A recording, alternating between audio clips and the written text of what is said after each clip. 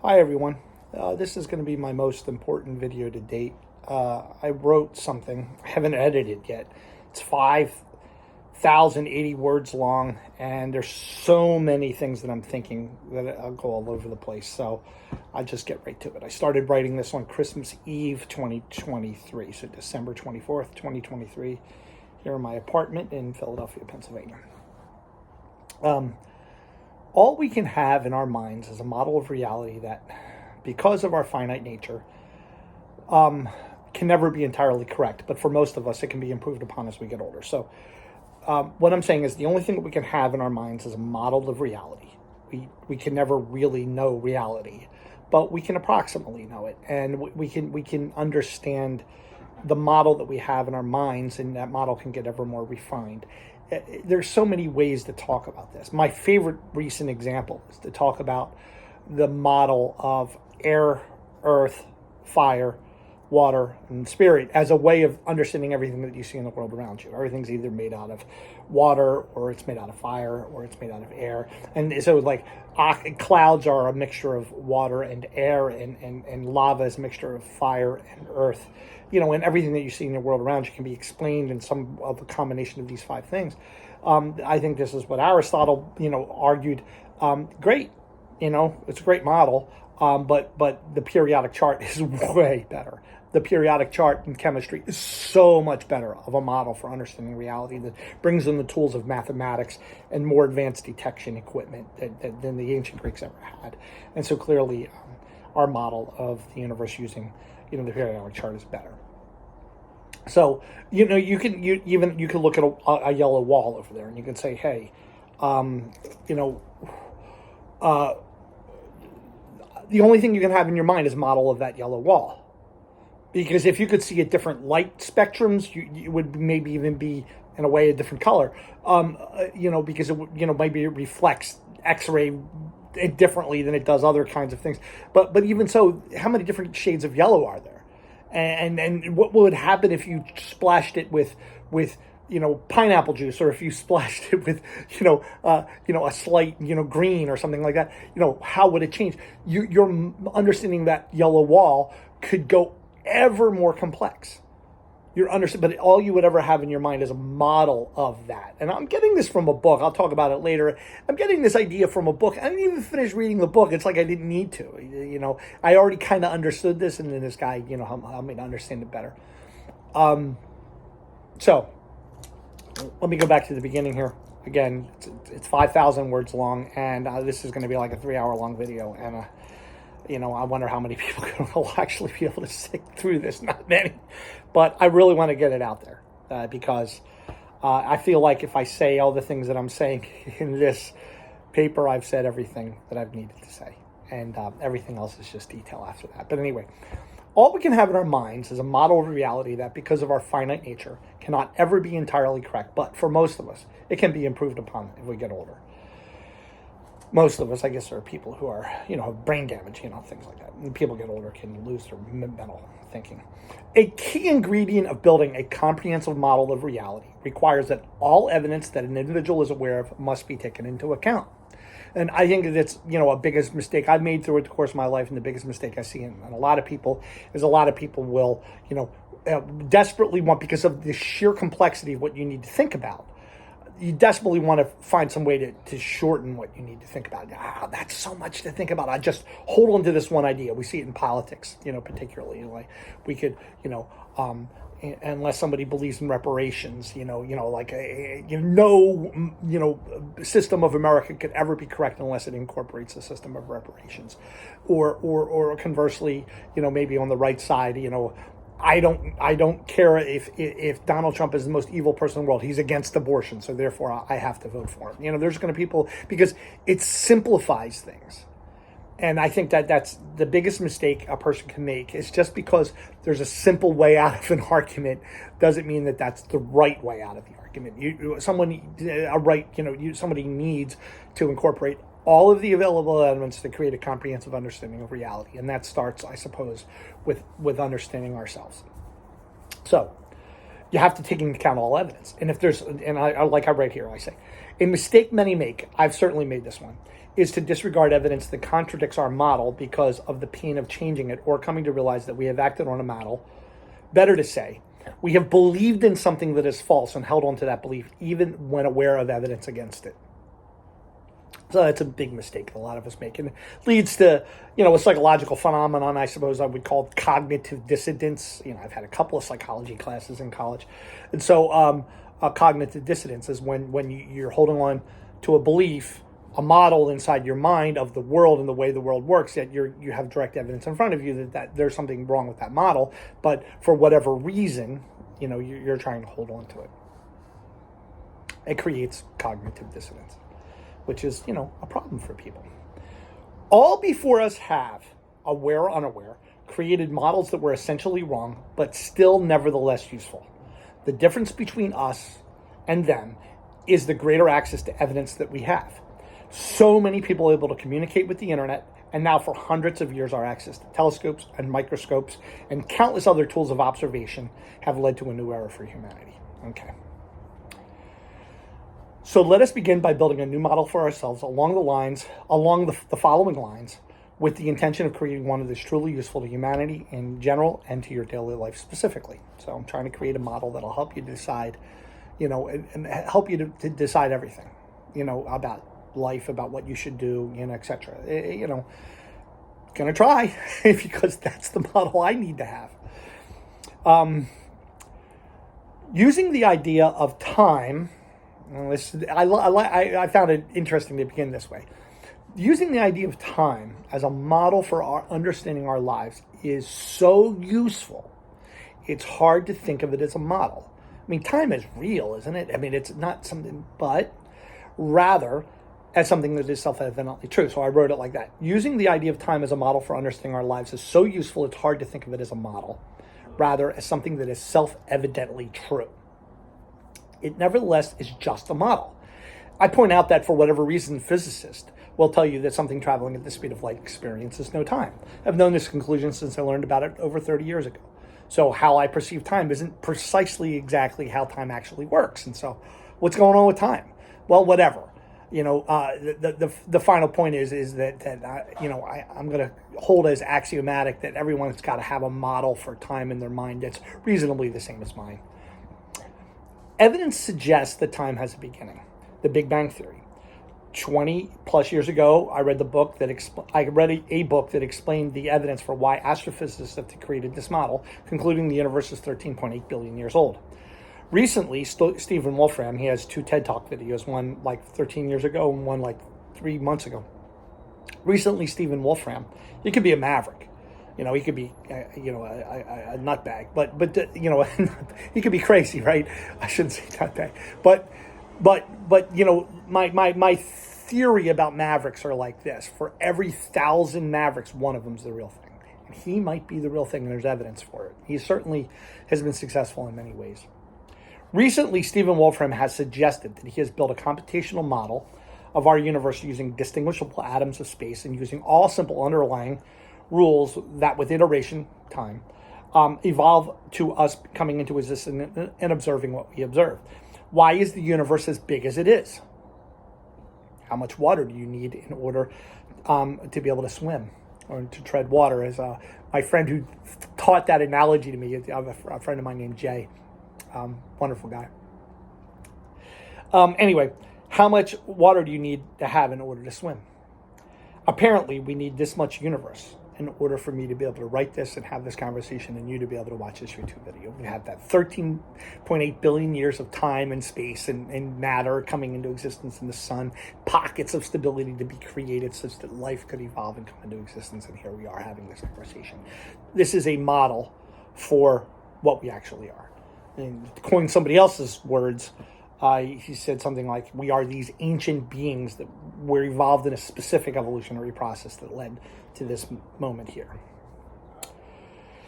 So how did life get started on the earth? And for that matter, what is life anyway?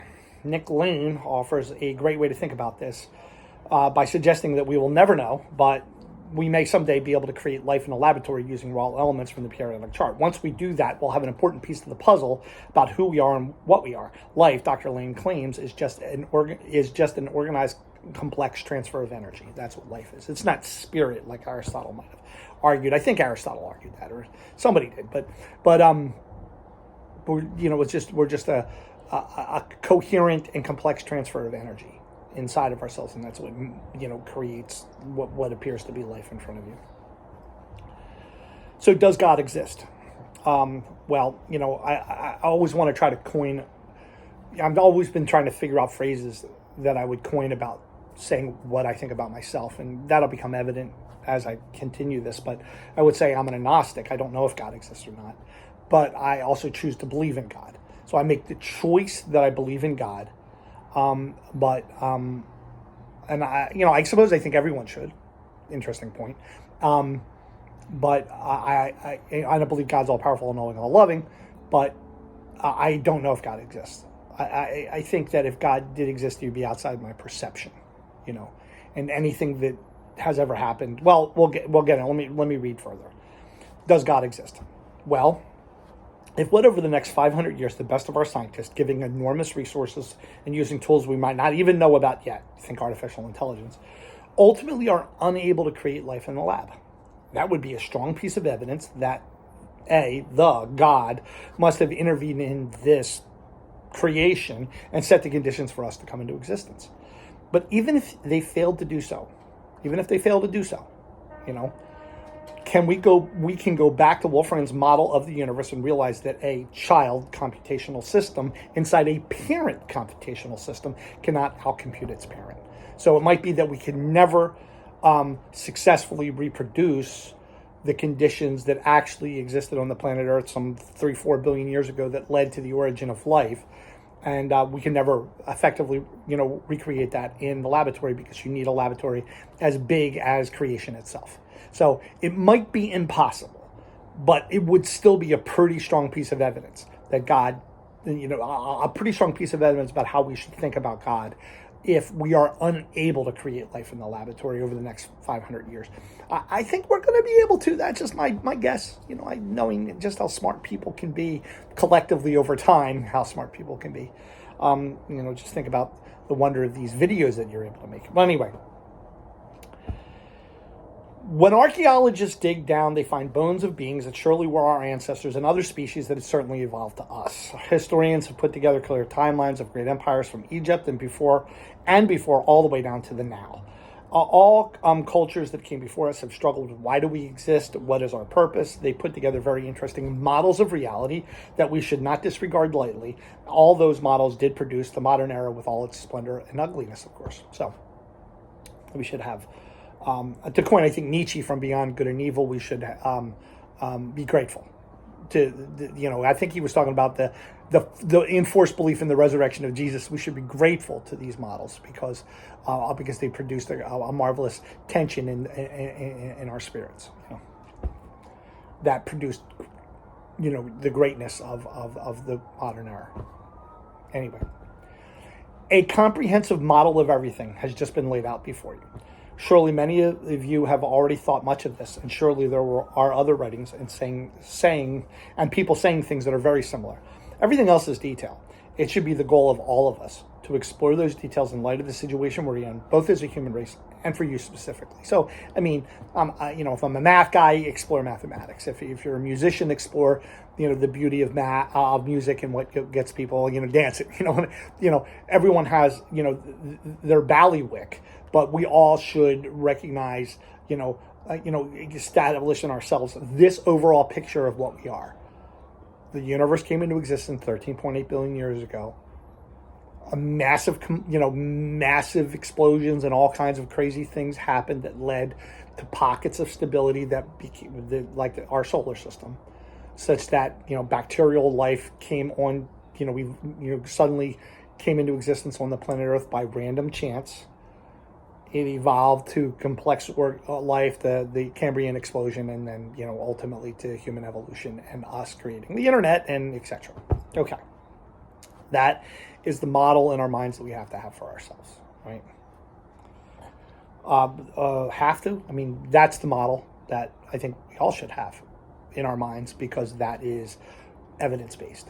Every other model is, however perfectly, it interlocks with itself. Like, think of the model of, this is a fallen world and Jesus died on the cross to redeem it and all that. I mean, wow, what a beautiful, intricate, system of understanding the world.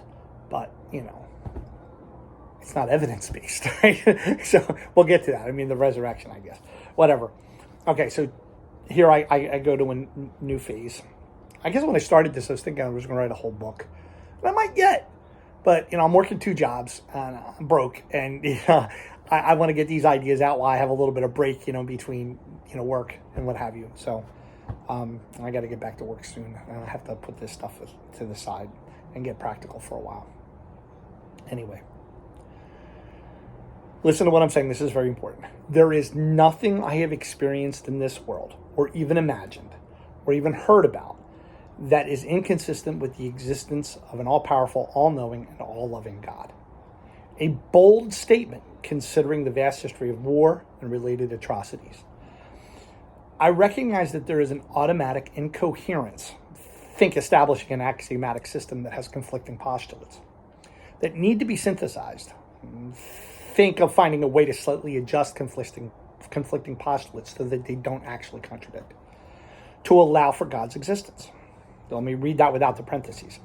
I recognize that there is an automatic incoherence that needs to be synthesized to allow for God's existence.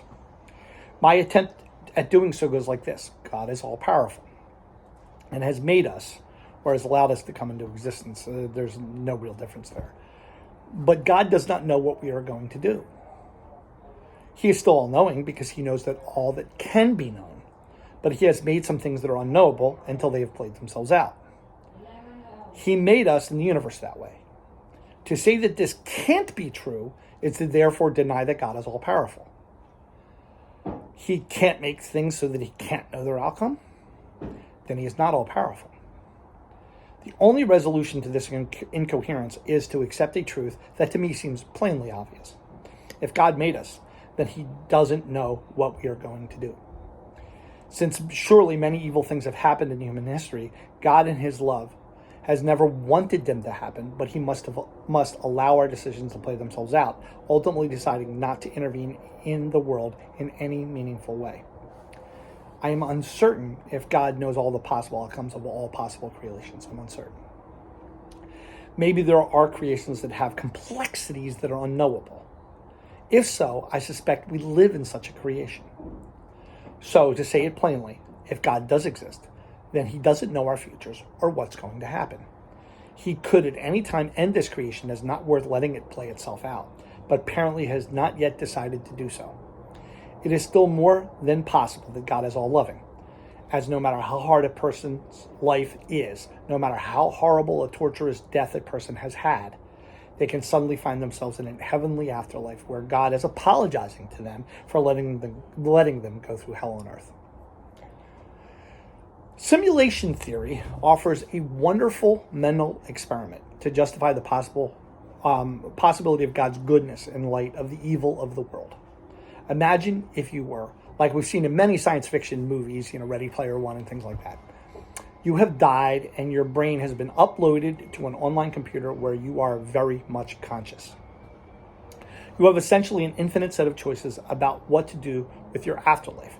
And any one of them, this is my dream, and in one of them, this is my dream, you're Gandalf in a Middle-earth world that has many human writers working with AI to create an online server that has a rich, vibrant creation full of magic and wonder. Now you have a choice. You can go and be Gandalf for 1,000 years, where you are either self-aware of who you really are, or not self-aware. Say you choose the later, which I think you would choose. Think about it. After you defeat Melkor in some massive battle at the end, you take the ship to the Grey Havens, where suddenly you become self-aware of who you really are and are able to interact with friends that have died but actually never did. It would be so incredibly amazing. I know when I am given the choice between knowing who I really am and not knowing, I would choose the latter with the knowledge that my memories would merge together later. with all the new friendships and memories that would not have been so intense if I actually knew who I was. In my opinion, this mental experiment offers an excellent answer to questions of theodicy, the justification of God's goodness in light of the evil of the world. Okay, so hopefully you understood that. You're so I'm dead, but my mind has been mapped to an online computer system where I'm still conscious and still aware of myself. And I could live in this server or that server. I could create a server of my own filled with all kinds of NPCs, or I could, merge with 40 other people to then create a rules of a server that we live on together. And just like we see like a Fortnite world, or, a Call of Duty world, or a World of Warcraft world, or, all kinds of, it doesn't have to be war-based stuff, but, whatever. And, but there could be, a world where there's trillions of writers and, AI and human beings. Why not trillions? This is far in the future, and that you could choose to be part of that world. And there's a, massive computational thing where if you choose to be part of that world, then you have to live by the rules of that world and all that. And you could do it remembering who you actually are, or you could join that world and asking that to suppress that part of your mind that has it, that has self-awareness, and then you suddenly really think you're that person with implanted, with fake implanted memories or whatever, and then you like we saw in the movie Blade Runner, the most recent one, and then you go and you live for a long time, whatever, in this world, and finally everything comes to an head, and the big victory happens or whatever it is, and then you're suddenly self-aware of who you actually were again. You know what I mean? And if you knew that was going to happen, and we had the ability to do this, with brain science and computer technology and all that, I think you would want to not know. So a very, very interesting question of theodicy is solved here. Theodicy being any argument that justifies God's goodness in light of the evil of this world. And I am not trying to be blind about the evil of this world. I am well aware of, all kinds of things in human history. I was just reading Dan Carlin's History of World War II, Supernova in the East, about the atrocities that the Japanese committed to the Bataan Death March. And we could obviously go to Auschwitz, and we got obviously talk about the Middle Passage and African slavery in America. Andersonville, the prisoner of war camp. I mean, we could go on and on and on and on and on about atrocities. How horribly wicked and terrible. We could tell stories about people whose lives, I am well aware of how evil the world is. Also well aware of how beautiful and loving and awesome it can be. I'm well aware of it. And so I stand by the claim. I don't know if God exists, but there's nothing I've seen, experienced, or felt that has ever made me come to the conclusion that he can't exist because the world is too evil. That I don't accept. That I hear that argument quite a lot, but it's just not true. I think my mental experiment about simulation theory, that mental experiment offers one of the greatest arguments against theodicy that you can. Now, I'll probably get into this later because I don't even remember what I wrote anymore. But, just because I'm saying that it's best for us to believe that God exists and that he's all powerful, all knowing, all loving, to the extent that that's possible and to the extent that it's not incoherent. We adjust the ideas of all powerful, all knowing, all lovingness until it creates a consistent system. Do you follow me? I definitely argue here that I'm not saying you need to worship God. I'm not saying anything about that. I'm not saying that you need to follow this religion or that religion. I'm not saying any of that. So we'll go into this in a moment here. So, details. We're getting to details here. Throughout human history, many have claimed to have special knowledge of God. Insofar as they've contradicted each other, virtually all of them have been at best mistaken. At worst, they were liars and they wanted to get on the ground floor of some cult that they were creating so they could be in charge of it. Surely you might be suspecting that I am doing the same. But notice I never claimed to know that God exists or what his nature is. I'm just saying there's nothing I know about this world or nothing in my imagination that leads me to the conclusion that he doesn't. In fact, I specifically detest and hate cults. There's no question about it. You know what I mean? Am I putting this video out there so I could maybe get some donations of money so that I could maybe continue to make more?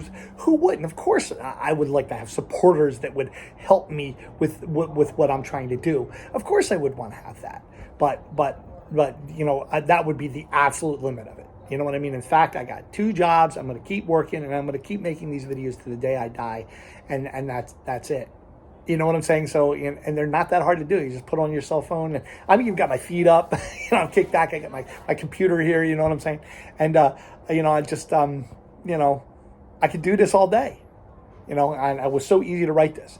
And everything, after I create a framework for understanding everything, after you create that framework, a really, really powerful model, one that uses mathematics and science and all available evidence, one that uses it all.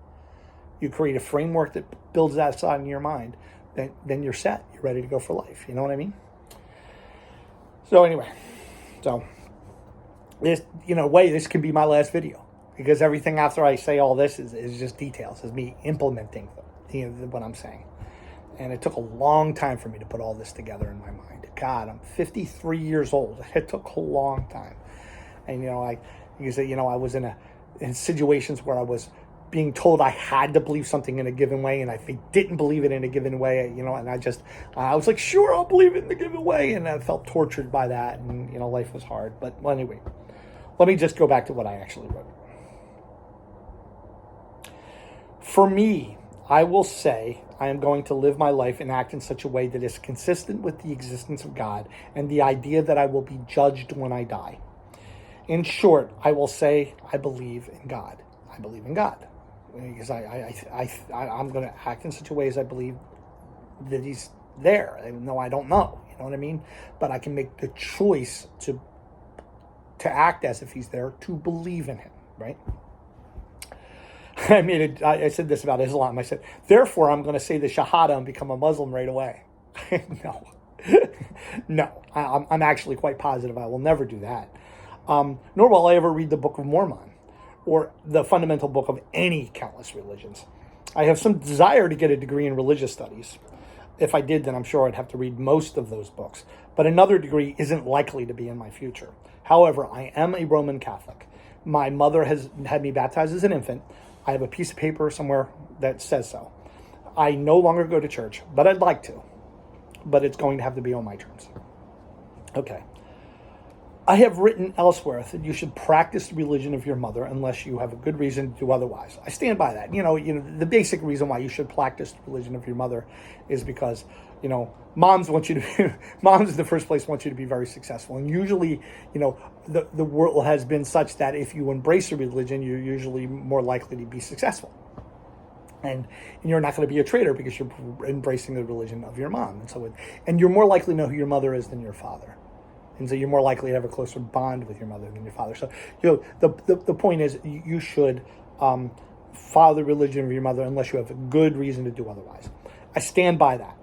I can offer countless justifications as to why, but in the end, that is a statement that stands without justification, like a geometric axiom. It does, like a geometric axiom, lead to a consistent understanding of the world, or maybe I meant to say a more consistent, a more successful life. No one has ever shown me a contradiction to it, so I'll stick with this. But I have a good reason to do otherwise. No, I'm not saying I'm leaving the church. In fact, I'm going to try to make the church come to me. You know what I'm saying? Well, okay. I'm so arrogant. Well, why not? Well, let's follow this. I have a good reason to do otherwise. Generally, I would say I'm an honest person. It wasn't always true for sure. I will say that when I think about myself, I will say I have a narcissistic tendency to see myself as the center of the world, and only through effort that I think about others. It's only through effort that I think about others. I do think about others a lot, but it's only with effort. You know what I'm saying? It might be true for many of us. There's some people who think about others so easily, I think, and then I just sometimes wish I were like them. I have told lies and have exaggerated my greatness. I suspect that this disorder is born of my genetic history, our human evolutionary process. It could also have been like a gift from my mom, a gift, you know what I mean? Like, my mom, always praising me, even when there was no real praise that was deserving. You know what I mean?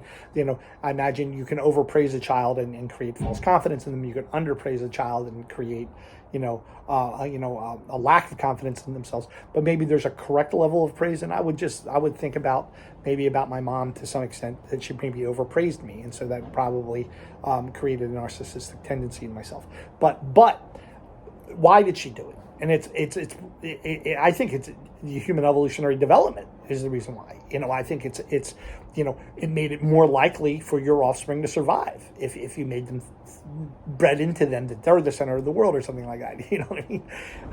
much to the hatred of your future wife. But anyway, I'm just laughing because for some reasons. Anyway. Okay, so I said I suspected this disorder is born of my genetic history, our human evolutionary process. I and my thousands of ancestors bred that into ourselves, as it has made us more likely to survive than a corresponding humility. Truth, however, as an axiom, I will always accept as something that is always better. Now, what is truth? Great question, right? Pilate asked that question. I heard when I said, I once yelled at a priest something, but you have to say the truth. And just, what is truth? The priest said to me. I was like, it was so ironic because it's what Pilate says to Jesus in the New Testament. But what is truth? Well, let's get to that. The New Testament will say truth is God. Well, maybe. There is a way I can look at that statement to make it true. There's a way I can look at almost anything you say out loud and I can make it true. You know what I'm saying? But anyway, that's a different point. Maybe the more easily you can see truth in a statement, the better the statement is. But anyway, we get to that. Let me get to this done. So what is truth? The New Testament will say God is truth. So, well, maybe there's a way I can look at that statement and conclude that there's truth in that. Despite the risks of paradoxes that arise out of the self-referential, to be truthful about truth, I will say the truth is something that is both logically true and relevant. It is a lie to tell a bunch of hungry people that there's food over here when the food is actually over there. But it's also a lie to tell a whole bunch of hungry people that 2 + 2 = 4. Because it's not relevant to the fact that they're hungry.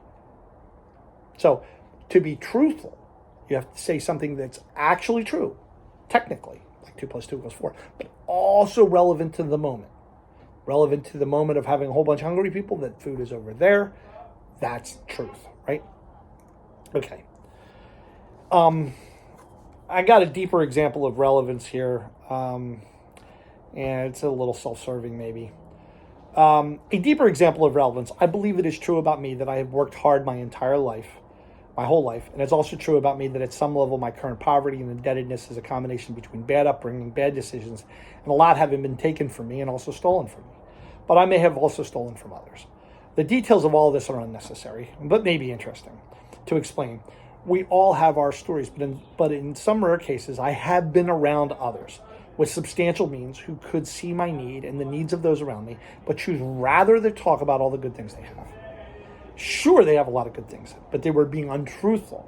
They were liars because they were not being relevant, even though everything they said was logically true. So, I've seen that in many power dynamic situations where somebody has way more power than I do, way more wealth than I do, way more whatever than I do. And then they're the one who dictate the course of the conversation because there's all kinds of truly truthful, relevant things that should be discussed that they don't want to get into because that creates a problem. It's like those systems where you don't talk about your salary with other workers at this company, Yeah.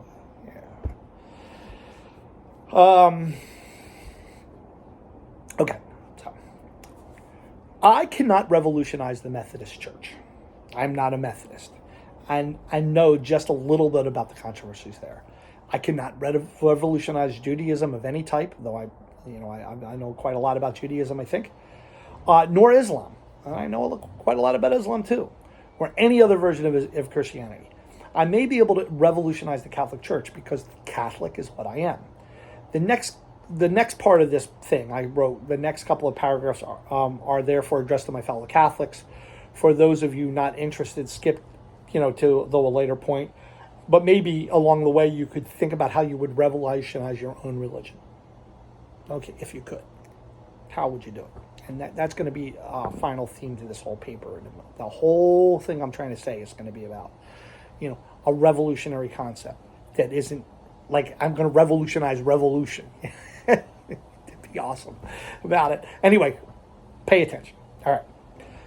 Notice that by going into this, I am making the judgment that this mental exercise is the most truthful, think relevant, better to say the most important discussion of this book. If I have enough time to write this book. Other things that follow will be almost as important, in my judgment. You might think otherwise, but for all of us to put religion on the correct foundation inside our minds is of the highest importance. I need the church to no longer require anyone to say anything out loud that they are not sure is true. Requiring kneeling has also got to go. It is fine if you want to say that the profession of faith. It is fine if you want to say the profession of faith. And you are welcome to try to prove to me that you believe in the profession of faith more than I do by praying 15 decades of the rosary every day and be willing to take oaths of celibacy and wear hair shirts and lock yourself away in some monastery castle to pray old psalms every day. Yes, yeah, you're Catholic, all right, but no more than I am.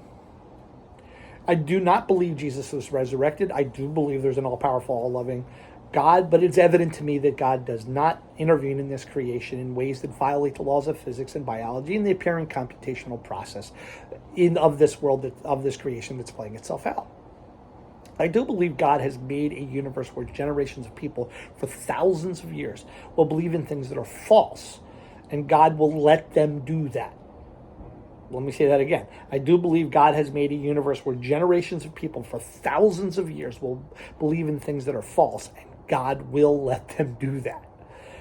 And if their lives are so hard and they don't have time to re-examine their belief systems, I'm sure that many, if not all, are doing just fine in the afterlife, which is also basically true if our afterlife is oblivion. The liturgy of the Mass would not require much revision. Offer communion to anyone who wants to take it. The Pope should free all clergy from their oaths, and then afterwards they can only operate as clergy if they follow the rules, whatever the rules will be for that particular position. I'm sure there are going to be many who follow the old way. Let them, fine. But a priest or sister should be able to get in front of the congregation and tell us exactly what they actually believe without losing their jobs. I have heard way too many old clergy announce doubts about their faith at the end of their lives, always with some justification as why they played along. Those justifications are obvious. Inertia, the difficulty of having to deal with fundamentalists, and the overall goodness of being a minister independent of the actual truth about Jesus, etc. There's so many stories I could tell. There are many verses in the Bible that we need to get rid of. I don't even know why I'm saying this part here, but I just chose these specifically. Let me get into them. There's a reason. It occurs to me that there's a deep reason why I'm trying to say what I'm about to say. There are many verses in the Bible we need to get rid of. We already ignore a lot of it, but then we have to deal with another young person that suddenly seems to understand everything better than we do. I was one such young man. I've always loved that historical verse from St. Paul, and I think it's in 1 Timothy somewhere, where he says, the law is a trap for the wicked. Although it's sure that Paul was talking about the 613 laws of the Old Testament, I once suggested to a Jewish theology professor that we Catholics recreated Paul's sentiment by making the oaths of chastity, obedience, and I guess poverty and modernity, the oath against modernism. Priests used to do that one. The new trap laid for young religious zealots. So, some young person comes along and says, I understand God better than you do. Like, you kid, that's great. See these oaths. It's like, it's pretty funny. You know what I mean? And, yeah. So, we give them all kinds of really weird spiritual practices to follow and all kinds of things to do. Wear this hair shirt, and it's funny until you finally break them or they become so holy that you're just like, whatever, man. Anyway, so St. Paul said in 1 Timothy somewhere, the law is a trap for the wicked. I suspect that there's plenty of Jewish rabbis that that see the world very clearly, because there's pretty strong evidence that there's a lot of Jews that see the world pretty clearly. You know what I mean? That every now and then they get some religious wacko comes along, and they're like, "Here's some rules for you to follow, kid." Anyway, and it can create a lot of beauty for you, and it can create a discipline in people's lives, and there's reasons to do it. Also, it controls those. Also, in a sad way, it can also, give you, leaders of. You could be the leader of a flock. You could be the leader of a cult. It can also give you, slaves, or people who are going to be obedient to you. So that's the problem, right? Anyway, I said this, that we Catholics recreated the oaths of the church as a new way to play out St. Paul's sentiment that the law is a trap for the wicked. And that Jewish rabbi looked at me. I think he was a rabbi. He definitely was a theology professor. And he looked at me and he said, words I'll never forget. "Yeah, but it doesn't work." The depths of that statement, how I wish I could have read his mind. I guess it doesn't work, right? So now we got all kinds of people who are in charge of the church that maybe shouldn't be. They're woohoo, because they have proven to you that they're more Catholic than you are by all the different things that they've done. You should have heard some of the stories I've heard about some of our bishops and what have you.